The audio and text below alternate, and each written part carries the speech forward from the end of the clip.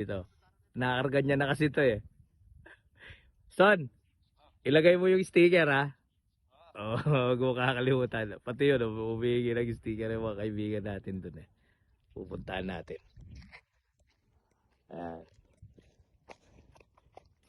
Eh, nakalubog na utong tulay na. Ay, tulas. Ayun. Ayun.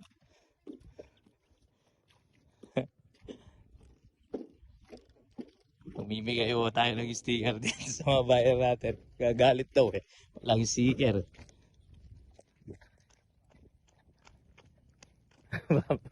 Minsan nangguyod kanini.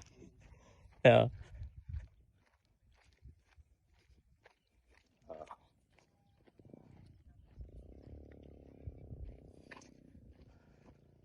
Ayun.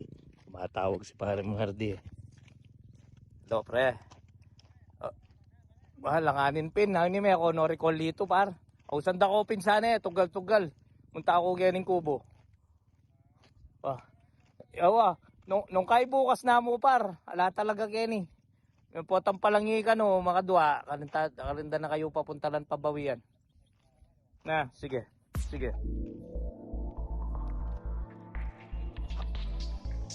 Etang wali ko. Kaya pa bomba ako na pin eh. Ibigyan kita ng sticker pre na.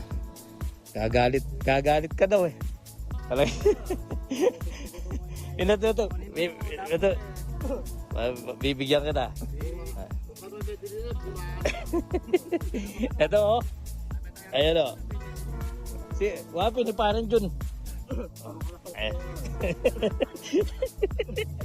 Ayan oh. Nagalit dahil komboting kaya ka. So nakalagay na rin. Ayun oh.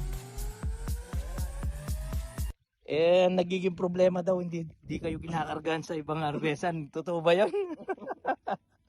Ito, oh. Ayan, oh.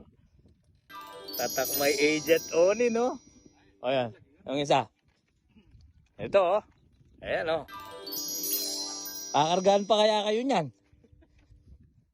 Ito, kay Kuya Noel ito. Ayun, ako rin.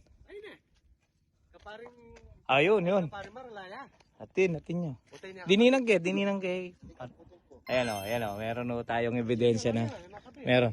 Kay Kuya Noel, binigyan ko na rin eh. Oh. Dininang ko na po. Di na tayo. Ali, dininang ko na eh. Ayun o. Sana o, kargan mo sila ng mga ibang ayente kahit na may sticker. Go, go, go.